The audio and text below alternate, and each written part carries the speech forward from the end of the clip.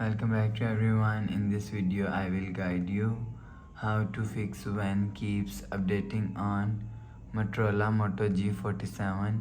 Let's start the video. If you want to fix this problem, so restart phone, just click and hold side power button and volume up button at the time.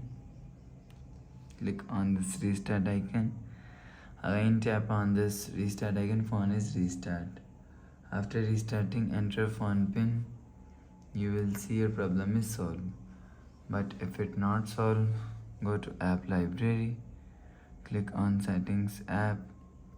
Now in setting, scroll down to and click on system and click on reset option.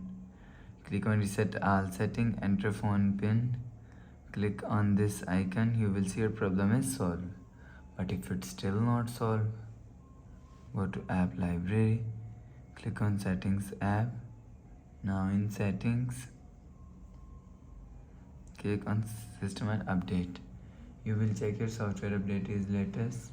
If it not latest, update your software latest.